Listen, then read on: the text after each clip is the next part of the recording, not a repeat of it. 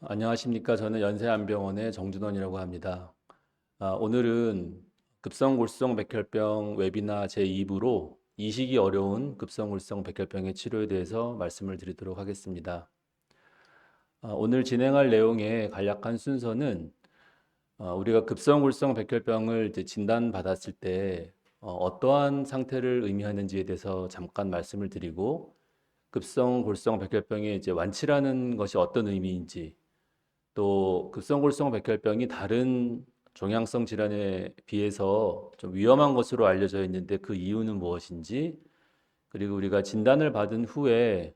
치료를 결정을 하면서 어떠한 면들을 고려해야 되는지, 특히 과거에는 어떻게 고민을 했고 현재에는 또 어떤 고민들이 있는지를 말씀드리도록 하겠습니다. 그리고 마지막으로 이제 이식을 진행하지 못하는 경우에 최근에 저희가 시행하고 있는 유지항암 치료라는 것에 대해서 소개를 해드리도록 하겠습니다.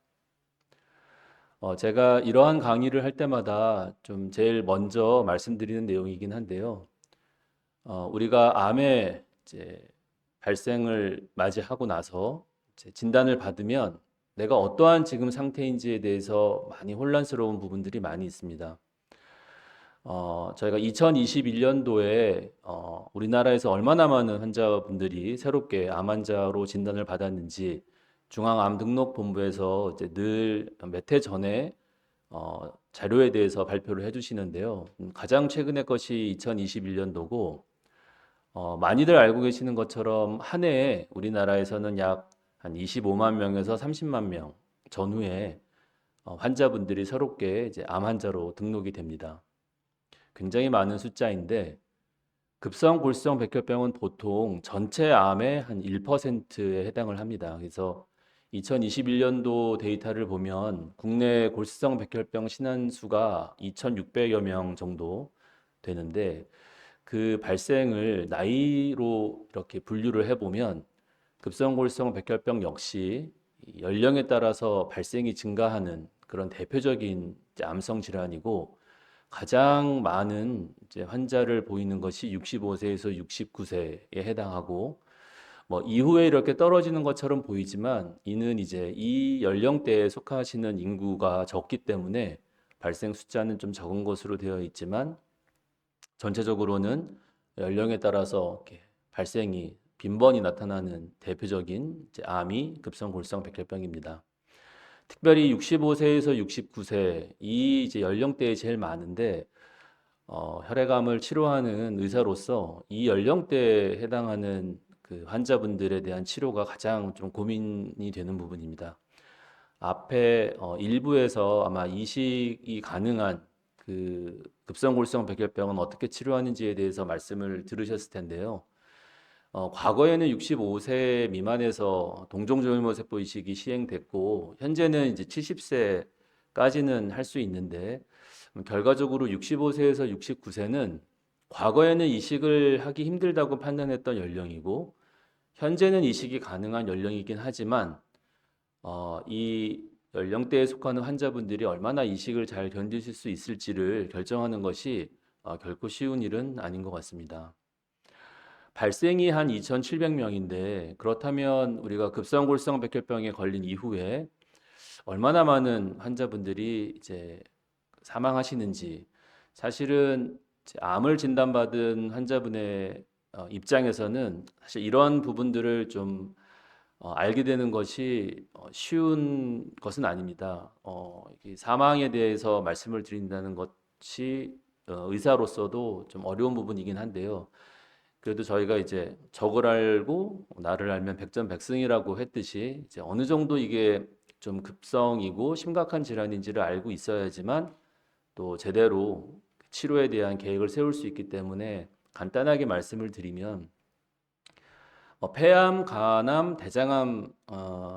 사망하시는 환자가 굉장히 많은 걸로 되어 있는데 이거는 특별히 이런 질병들이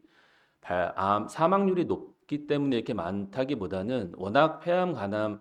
대장암, 췌장암의 발생률이 높다 보니까 환자군 자체가 많아서 사망 환자가 좀 많다고 느껴지시는 거고요. 2021년도에 약 8만 명 정도가 이제 암으로 돌아가셨는데 그중에서 남자의 경우에는 한 2.3%, 여자의 경우에는 2.8% 정도가 이제 백혈병 환자분이 속해 있습니다. 그럼 이것을 다시 계산을 해보면 결과적으로 한 2,000명 정도가 사망을 이제 백혈병으로 하시게 된 건데, 물론 급성 림프모구 백혈병도 포함이 되어 있겠지만 약 한 2,000명 정도라고 보면 아까 2,600명 정도가 새롭게 환자로 등록되는 숫자라고 말씀드렸는데 거의 한 70%에서 80%에 해당하는 2,000명 정도가 백혈병으로 사망한다는 의미여서 이것만 놓고 봐도 간단히 생각을 해보면 굉장히 사망률이 높고 좀 위험한 암이다 이렇게 생각을 할 수가 있습니다. 하지만 급성골성 백혈병이 전혀 완치가 안 되는 병은 아니기 때문에 어느 정도 우리가 완치를 기대할 수 있는지 우리나라의 자료는 아니지만 2000년도에서 2020년, 20년 동안에 미국에서 급성골성 백혈병을 진단받은 환자분들이 이제 어느 정도 생존해 계시는지를 이제 표로 그린 건데요. 예를 들어 이제 처음에 한 100명이 있었다면 1년 지나고 나서는 47분이 생존해 계시고 2년 지나고 나서는 35명이 생존해 계시고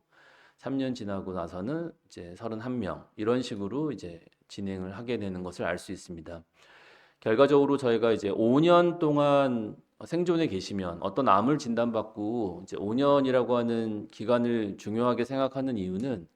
보통 암이 잘 치료되지 않는데 5년 이상 생존하시기가 어렵기 때문에 보통 5년까지 생존해 계시면 이분들은 완치가 된 거다 이렇게 이제 추정을 하게 됩니다. 그럼 이제 이 표에서 보면 약 한 30% 정도가 완치가 되는 암이라고 할 수 있습니다. 뭐 대장암보다는 못한 성적이지만 뭐 췌장암이나 이런 것보다는 높은 성적이긴 합니다. 근데 이제 이 그래프를 볼 때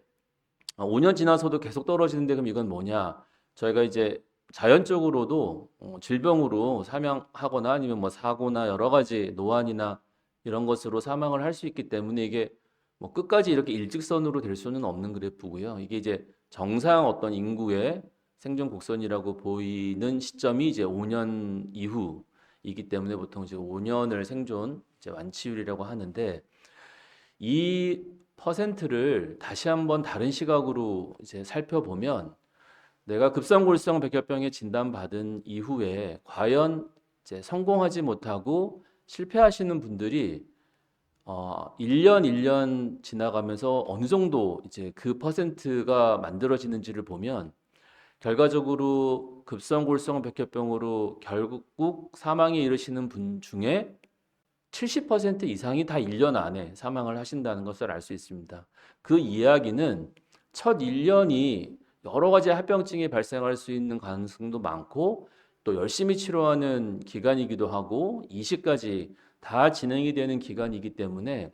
이러한 과정에서 치료가 잘 안 되거나 아니면 치료 중에 합병증이 발생을 해서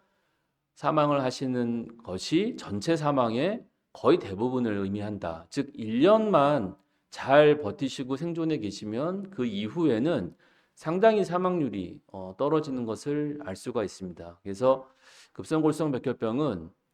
암 중에서 유일하게 이제 급성 뭐 이런 형용사가 붙어 있는 암이긴 한데 이게 굉장히 첫 해가 중요하다는 것을 저희가 알 수 있습니다. 그래서 결국 우리가 이제 급성골성 백혈병을 진단받은 다음에 치료 목표는 뭐냐? 이제 금색으로 반짝거리는 이 영역에 들어가는 것이죠. 결국 여기에 포함이 되셔서 5년 이상 장기 생존하시고 병이 없는 상태를 유지하는 것이 목표인데 그 과정이 앞서 일부에서도 말씀 들으셨겠지만 처음에 항암을 하고 이제 1차 목표라고 할 수 있는 관해 상태에 도달을 하고 이식을 잘 준비해서 성공하면 이제 완치다. 이제 이러한 순서를 환자분도 또 환자분들의 가족분도 또 주치의도 굉장히 이게 중요하게 생각하는 어떤 치료의 흐름이라고 생각할 수 있습니다. 자, 그런데 우리가 이제 암을 진단받으면 어떻게 치료를 해야 될지 이런 것들에 대해서 많이 공부를 하시는데 사실은 암을 진단받고 많이 사망을 한다고 알고 계시는데 왜 사망을 하는지 이 부분들을 사실은 이렇게 깊게 생각해 보는 경우는 좀 많지 않습니다. 저희가 2021년도에 우리나라 전체 우리 인구의 사망 원인 1위, 2위, 3위 정도를 보면 이게 2021년도는 특수하게 코로나가 있었던 시기였기 때문에 뉴스에서도 많이 발표했지만 한 3만 명 정도가 코로나로 사망을 하셔서 갑자기 없었던 이 코로나라고 하는 질병이 여기 끼어 있지만 이거를 제외하고 나면 암 때문에 사망하시는 경우가 압도적으로 1위를 차지하고 있고요. 심장하고 뇌혈관을 다 합쳐서 저희가 심혈관계 질환, 보통은 만성 질환, 뭐 고혈압, 당뇨 이런 거랑 연결되는 문제이긴 한데 2등이 이제 심혈관 질환이고 3등이 이제 자살, 우리나라가 자살률이 높기 때문에요. 그래서 이렇게 나눠볼 수 있습니다. 그래서 여기 그래프를 보시면 아시듯이 굉장히 많은 환자분들이 이제 암으로 사망을 하시게 되고 앞서 한 8만 명, 그러니까 8만 명에서 한 10만 명 정도가 암 때문에 돌아가신다고 생각이 되는데 그렇다면 급성골성 백혈병을 진단받으면 왜 사망을 하는지 이 부분을 알고 계셔야지만 내가 왜 이식을 받아야 되고 왜 항암을 해야 되고 이식을 못하는 경우에는 어떠한 치료를 해야 되는지에 대한 어떤 치료 목표가 생길 수가 있어서 잠깐 말씀드리면 백혈병이라고 하는 게 우리 피를 만들어내는 조혈기관, 골수에서 우리가 피를 만들어내는데 그 곳에 생긴 문제이기 때문에 결과적으로 이 병 때문에 만들어지는 문제는 정상적인 혈액의 기능을 잃게 되는 것이 이제 우리가 맞이하게 되는 문제입니다. 이 혈액의 정상 기능이라고 하면 물론 이제 물 성분, 제가 혈장이라고 얘기하는 물 성분에 대한 기능도 혈액은 갖고 있지만 가장 중요한 것이 이제 혈액 세포라고 알려져 있는 적혈구, 백혈구, 혈소판 이 세포들의 기능을 잃어버리게 되는 것인데 결과적으로 적혈구, 백혈구, 혈소판의 기능인 우리 몸에 산소를 공급하고 우리 몸을 외부로부터 지켜주고 또 출혈이 있을 경우에 이제 지혈을 시켜주는 이 문제가 이상이 생기면서 결과적으로 감염증이 생기고 출혈이 생기고 적혈구 부족으로 뭐 숨이 많이 차거나 그러면 그게 그대로 심장과 어떤 폐나 이런 데 기능을 부담을 줘서 심폐기능이 약하신 분들은 그것 때문에 또 잘못되시거나 아니면 어쩔 수 없이 수혈을 하다 보면은 수혈로 인한 철 독성, 철 중독으로 아주 오랜 기간 수혈을 받게 되면 사망하시는 이런 것들이 이제 저희가 급성골성 백혈병을 진단받았을 때 걱정을 하게 되는 부분입니다. 그런데 이제 이 심폐기능 부담이나 수혈철 중독은 굉장히 좀 퍼센트로 따지면 적고, 뭐니 뭐니 해도 이 감염증, 그다음에 출혈이 주된 사망 원인인데, 비율로 따지면 한 3대 1 정도 차지하고 있습니다. 근데 여기서 이제 우리가 고민을 하게 되는 이유는 이 감염과 출혈은 급성골성 백혈병 자체로 인한 문제이기 때문에 치료가 잘 되지 않고 내 몸 안에 백혈병 세포가 남아있을 때의 사망 원인이기도 하지만 항암 치료를 한다거나 이식을 한다거나 여전히 치료 자체가 면역을 떨어뜨릴 수 있는 그런 치료를 받고 있는 기간 동안에도 마찬가지로 이 감염과 출혈은 치료 도중에 발생할 수 있는 사망의 주된 이유가 되는 것입니다. 따라서 많은 환자분들이 걱정하시는 것처럼 치료를 안 해도 걱정이고 치료를 하면서도 걱정을 할 수밖에 없는 상황이 모든 암 환자분들이 치료를 할 때 가지게 되는 부담이고 의료진도 이분이 치료를 하면서 어느 정도의 합병증 발생과 사망률이 있을지를 평가하고 예측하는 것이 치료를 잘 설계하는 것만큼 이제 중요한 일이 됩니다. 그래서 급성골성 백혈병 진단 받으신 환자분들에게 치료 계획을 세울 때 항암과 이식에 대한 결정들을 하게 되는데 앞선 보여드렸던 것처럼 연령이 진행하면서 환자 수가 증가하는 대표적인 급성골성 백혈병을 각 연령별로 생존율을 나눠보면 쉽게 예상하실 수 있듯이 젊으신 분들이 훨씬 더 생존율이 높고 연세가 많으신 분들이 생존율이 낮을 수밖에 없는데 이 61세에서 이상 전체 환자 중에서 61세 이상에 해당하는 환자분들 이 빨간색 또 하늘색 제일 연한색으로 그려져 있는 이 그래프를 보시면 20%가 넘지 않은 생존율을 보이고 있어서 젊은 분들이 좀 높은 생존율을 보이는 거에 비해서 굉장히 어떤 치료에 대해서 좀 낙관적인 생각을 할 수 없는 그런 성적을 보이고 있다는 것을 이제 알 수가 있습니다. 그렇다면 전체 백혈병 환자분 중에 이런 연령에 속하시는 분들이 어느 정도 되는지를 다시 한번 2021년도 데이터를 보면 70세 이상이 전체 환자 중에 3분의 1을 차지하고 65세 이상이 44%, 60세 이상은 과반수를 넘어서 55% 이상을 차지하게 됩니다.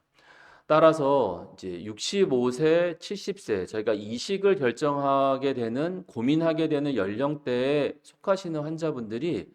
거의 절반이나 되기 때문에 항암을 설계하고 이식을 계획할 때 여러 가지 어려움이 따르고 이식을 할 수 없는 그런 환자분에 속하는 그 이제 환자 숫자가 결코 적지 않다는 것을 알 수 있습니다. 그래서 최초 진단한 다음에 일반적으로는 가장 좋은 치료, 가장 높은 관해율과 가장 높은 생존율을 확보하기 위해서는 표준 치료라고 할 수 있는 고강도 관해유도 항암 치료를 하게 되는 건데 이제 일부에서 말씀을 많이 들으셨을 거로 생각이 됩니다. 근데 이 표준 강도 치료를 할 때 저희가 우선 첫 번째로 환자분이 항암을 하기에 적합한지를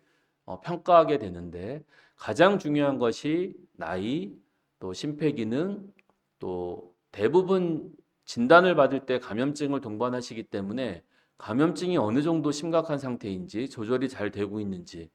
또 심폐기능을 제외하고 뭐 간 기능이나 콩팥 기능이나 다른 중요한 장기들의 기능을 모두 고려해서 이분은 표준 고강도 항암 치료에 대해서 잘 견딜 수 있을 거로 예상이 되면 가장 치료 성적이 좋은 표준 강도 치료를 하는 것이고요. 그렇지 못하면 처음서부터 저강도 관해유도 항암 치료를 하게 되는데 표준 강도에 비해서는 관해율이 낮다 보니까 이 치료로 관해를 유도하고 관해 후에 이식까지 고려하는 것은 좀 무리라고 판단을 하게 되는 시점이 바로 이 항암 적합성에 대해서 평가하는 시점이고 부적절하다고 평가되면 현재는 이제 저메티라 제제 또 뭐 경구 약제들을 포함해서 표적 치료제 같은 것들을 이용해서 이제 저강도 치료를 이제 하게 됩니다. 과거에는 처음 항암 적합성을 평가할 때 이 표준 강도 항암을 할 수 있다고 판단하면 그 환자는 그 시점에서 바로 이식까지 이제 고려를 하게 되는 것이고 저강도로 선택을 하게 되면 아예 이식까지도 고려하지 않은 일종의 약간 세트처럼 그렇게 이제 판단을 해왔던 것이 이제 사실입니다. 그래서 저강도는 관해 유도율이 낮다 보니까 아예 이식을 고려하지 못해서 효과가 있었던 분들은 그냥 1년이고 2년이고 3년이고 계속 이 저강도 요법을 반복하는 그래서 환우분들도 저강도 요법으로 치료가 잘 돼도 내가 이렇게 좋은 치료 반응을 언제까지 지속할 수 있을지에 대한 불안함을 계속 가지게 되는 이제 그런 치료 방법을 해왔던 것이 사실입니다. 그런데 이제 오늘 제가 이제 말씀드릴 가장 중요한 내용인 예전에는 그렇게 표준 강도를 하면 이식까지 고려, 항암을 못하게 되면 저강도를 그냥 끝없이 반복하는 효과가 사라질 때까지 그렇게 딱 획일화되어 있었는데 이 유지 항암 치료라고 하는 개념이 새롭게 등장하면서 이식을 하지 못했을 때 유지 항암 치료를 함으로써 관해 유도가 된 관해 상태를 오래 유지하게 되는 그런 이제 치료 방법이 새롭게 좀 대두되었습니다. 또한 저강도 항암 치료가 과거에 비해서 관해율이 올라가다 보니까 처음 항암에는 부적절하다고 판단을 했지만 저강도 항암요법을 하고 나서 몸 상태가 점점 좋아지면서 최초 평가 시점과는 다르게 이분이 이 지금 정도의 건강 상태로 봤을 때는 이 관해 상태에서 이식으로 진행을 하는 것도 가능하겠다라고 판단이 되면 과거에 비해서는 더 많은 환자분들이 이제 동종조혈모세포 이식을 받고 있는 지금 상황입니다. 그래서 처음에 항암 적합성을 평가했듯이 관해가 되신 상태에서 이식 적합성을 한 번 더 평가를 해서 이것들을 결정을 하게 되는데 역시 항암 적합성 판단과 마찬가지로 나이와 심폐기능이나 뭐 감염증이나 중요 장기들의 기능을 가지고 저희가 이제 평가를 하게 됩니다. 그래서 정리를 하자면 급성골수성 백혈병을 진단을 받고 이제 처음 이분이 표준 고강도 항암요법에 적합한지를 판단을 해서 적합하다고 판단되면은 이제 관해 유도 치료와 관해 획득 후에 공고 항암 치료를 하고 동종조혈모세포 이식까지 이렇게 세트로 과거에는 결정을 했고 저강도 관해 유도 항암 치료 밖에는 받으실 수 없겠다라고 판단을 하면 저강도 관해 유도 항암을 하고 효과가 있는 분들은 계속 반복하는 치료가 과거에 저희가 이제 혈액내과 교수님들이 해오셨던 결정이었다면 지금은 1차 항암 적합성에 대해서 판단을 하고 치료 후에 관해가 되신 분들을 다시 한번 이식 적합성에 대해서 판단을 하고 나서 이식이 적합하다고 판단을 하면 동종조혈모세포 이식으로 넘어가고 이식 적합성 판단에서 이식이 부적절하다고 판단이 되면 표준 강도 항암을 했던 분들은 유지 항암 치료로 또 저강도 항암을 했던 분들은 과거와 마찬가지로 이 저강도 항암을 계속 반복하는 것으로 저희가 결정을 하고 있다고 알고 계시면 좋을 것 같습니다. 그래서 이 유지 항암 치료에서 이제 가장 좋은 성적을 보였던 두 가지 약제를 저희가 이제 말씀을 드리고 강의를 마치려고 하는데요. 이제 한 가지는 현재 우리나라에서도 사용 가능하고 나머지 한 가지는 이제 곧 사용 가능하게 될 것으로 예상을 하고 있는데 아자시티딘이라고 하는 성분의 이제 경구약, 즉 입으로 먹을 수 있는 이 약제입니다. 아자시티딘은 사실 골수형성 이상증후군이나 아니면 급성골수성 백혈병에서 우리가 흔히 저강도 항암요법이라고 알고 있는 그 저메티라 제제로 오랜 동안 10년 이상 사용을 해왔던 약제입니다. 근데 최근에 이게 경구용 약제로 개발이 되면서 주사 아자시티딘과는 조금 다른 적응증을 가지고 사용을 하고 있는데요. 어떤 연구를 통해서 이 약이 효과가 있었다는 것이 이제 밝혀졌냐 하면 젊으신 분들은 제외하고 55세 이상인데 처음에는 항암에 적합할 거라고 판단을 해서 표준 강도 항암 치료를 하셨고 관해를 획득하신 이후에 어떠한 이유로든 이식이 부적절하다고 판단을 해서 이식을 못하신 분들을 대상으로 임상 연구를 했습니다. 그래서 절반 정도는 이 약을 복용하게 하고 나머지 절반은 그냥 이제 가짜 약을 드리면서 이 두 환자군들 간에 정말로 성적의 차이가 있는지를 보는 삼상 연구가 진행이 되면서 이 연구에서 이 약의 효과가 이제 확립이 돼서 그 다음에 저희가 이제 지금 사용할 수 있게 되었는데요. 55세 이상이긴 하지만 이 연구에 참여하셨던 분들의 이제 중간 나이는 한 68세. 그러니까 저희가 제일 고민을 하는 항암을 할지도 고민이 되고 이식을 할지도 고민이 되는 그런 이제 환자분들이 대부분이었고 보통 중간 위험군이 가장 많은 환자분들을 보이게 되는데 한 85% 정도 차지하는 그런 그래서 현재 지금 우리가 현실적으로 맞이하게 되는 그런 이제 환우분들이라고 생각을 하시면 되겠습니다. 그래서 이 회색선은 그냥 표준 강도 항암을 하고 나서 이식은 진행하지 못하고 그냥 최선의 치료만 했을 때, 즉 뭐 감염증이 생기면 염증에 대한 치료 해드리고 그 다음에 관해 상태가 계속 유지가 되면 그냥 경과 관찰만 하고 이제 이렇게 치료를 하셨던 분이고 이 노란색 선이 이 먹는 아자시티딘을 복용했던 그 환자군인데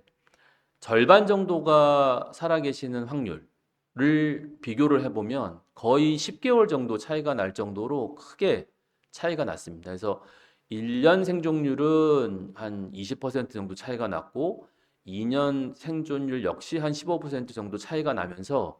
월등하게 이 약을 복용하신 분들이 복용하지 못하고 그냥 더 이상의 백혈병 치료는 하지 않고 최선의 치료만 하셨던 분들에 비해서 높은 생존율을 이제 보인다는 것을 알게 돼서 외국은 물론이거니와 현재 우리나라에서도 사용을 하게 됩니다. 근데 이제 이런 그래프를 보여드리면 환우분들은 이게 물론 예전에 그냥 이 약을 사용하지 않은 환자분에 비해서는 많이 사는 것은 맞지만 이 정도 생존율을 보이면은 이게 뭐 내가 이식을 받아서 완치를 하고 싶은 사람인데 이런 걸로 내가 이식을 하지 않고 이 약만 복용한다는 게 의미가 있는가? 이제 이런 생각을 하실 수 있는데요.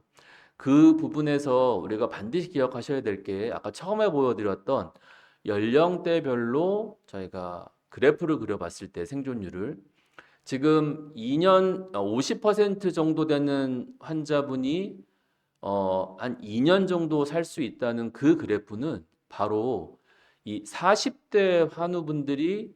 보여주는 생존 그래프랑 거의 동일한 그래프입니다. 무슨 말이냐 하면 이 41세에서 50세, 즉 40대 환우분들은 대부분 뭐 특별한 문제가 없는 이상은 이식을 받게 되고 그런 이식을 받은 환자분들의 성적까지가 다 포함된 생존 곡선이 이것인데 지금 여기에 이 연구에 속해져 있는 환우분들은 결과적으로 이 빨간색, 하늘색, 회색에 속하는 환우분들이었는데 이 생존 성적을 거의 40배 수준으로 끌어올릴 수 있었다는 것을 의미를 합니다. 따라서 이 연령대가 결과적으로는 이식을 할 수 없다고 판단될 만큼 여러 가지 면에서 좀 건강 상태가 이제 좋지 않고 이식을 진행할 수 없는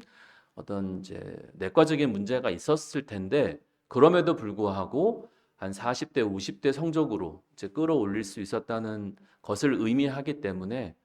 이식을 하지 못하는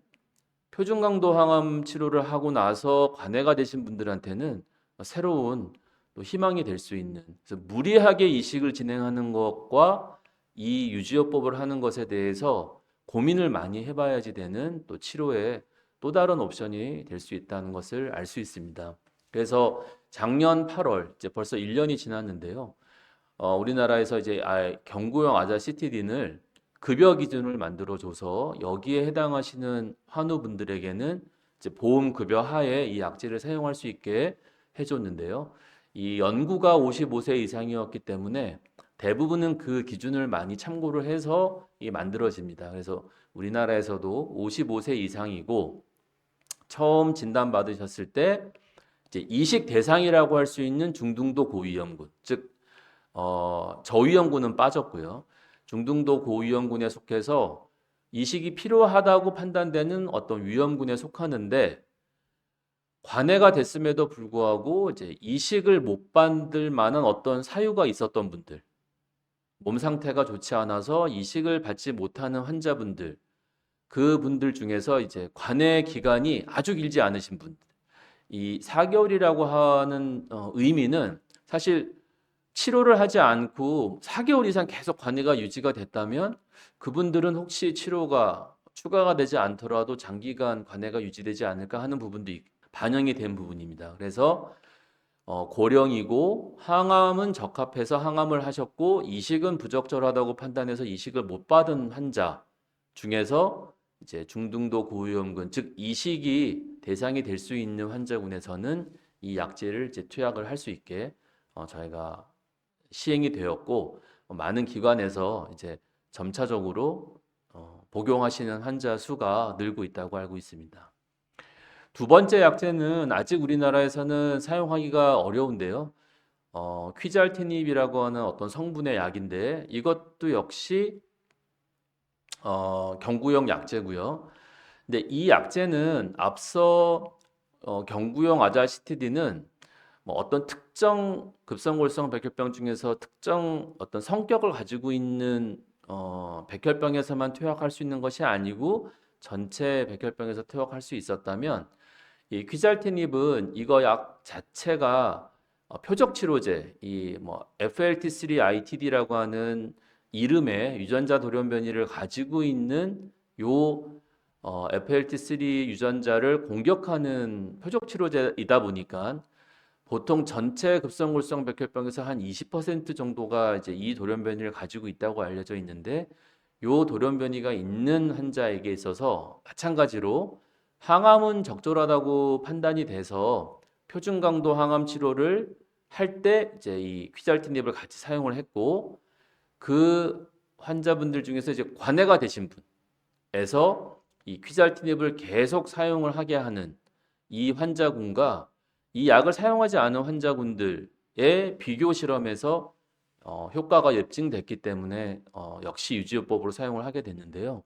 앞서 보여드렸던 아자시티딘과 마찬가지로 그 특정 급성골성 백혈병 환자분들에게 있어서는 비슷하게 효과를 늘릴 수 있다는 것이 이제 확립이 돼서 현재로서는 외국에서는 이 두 가지 약제가 유지요법으로 권고가 되고 있고, 우리나라에서는 현재 이제 우리나라에서 사용 가능한 아자시티딘만 이제 유지요법으로 사용을 하고 있고, 퀴잘티닙은 곧 이제 들어오게 되면은 또 이런 환자분들에서 처음서부터 퀴잘티닙을 썼던 환자분들 중에서 관해 이후에 이식을 하지 못하는 환자군에서 이제 사용을 하게 될 것 같습니다. 핵심 내용을 다시 한번 정리를 해드리면, 지금은 이제 진단받으신 이후에 항암 적합성을 평가해서 항암 적합하다고 판단되면 표준 강도 항암 치료를 하고, 그 중에서 이식 적합하신 분들은 동종 이식을 하게 되고요. 이식 적합하지 않다고 판단이 되면 경구용 아자시티딘을 유지요법으로 사용을 해볼 수 있겠습니다. 처음서부터 항암 적합성이 좀 부족하다고 판단이 되면 저강도 관해유도 항암 치료인데, 과거에 비해서는 경구용 베네토클락스 성분이라고 하는 약제가 이 저메티라제제에 추가가 되면서 관해 유도율이 높아졌기 때문에 다시 한번 이식 적합성을 관해가 된 시점에서 평가를 해서 가능하다고 생각되면은, 비록 표준 강도는 못했지만 동종조혈모세포 이식이 선택이 될 수 있고요. 그렇지 않으면 과거와 마찬가지로 이제 그 관해 유도 치료를 계속 반복하는 것으로 이해를 하시면 좋겠습니다. 급성골성 백혈병은 전체 우리나라에서 발생하는 암 환자 신안의 한 1%에 속하는 좀 비교적 소수에 해당하는 암이지만, 생존율은 사실 좋지 않은 대표적인 혈액암이라고 할 수 있습니다. 그리고 많은 환우분들이 표준 강도 항암 치료랑 동종 조혈모세포 이식술을 최선의 치료라고 생각을 하고 있고, 의료진 역시 만일에 둘 다 적합하다고 판단이 되면 그렇게 진행하는 것을 목표로 계획을 세우지만, 급성골성 백혈병의 특징이 워낙 고령 환자분들이 많고 이식을 진행하지 못하는 경우도 항암 치료 이후에 발생을 할 수 있기 때문에, 최선의 치료를 하지 못한다면 차선의 치료를 해야 되는데, 과거에는 사실 저메티라제제 치료를 계속 반복하는 수밖에 없었다면, 지금은 관해 유도율이 높은 표준 강도 항암 치료를 하고 이제 유지 치료를 하는 것이 새롭게 이제 좀 대두되는 치료 옵션이고, 분명히 여기에 속하는 환우분들이 존재할 것이기 때문에 그분들에게는 어떤 새로운 희망이 될 수 있다고 할 수 있겠습니다. 그래서 일부의 저희가 이식이 가능한 환자분들에 대한 치료, 또 오늘 제가 말씀드린 이식이 불가능한 경우에 해당하는 환우분들 모두 다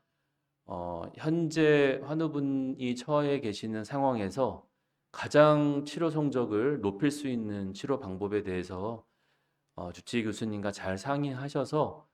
많은 환우분들이 좋은 치료 성적을 얻게 되시기를 바라면서 오늘 강의를 마치도록 하겠습니다. 감사합니다.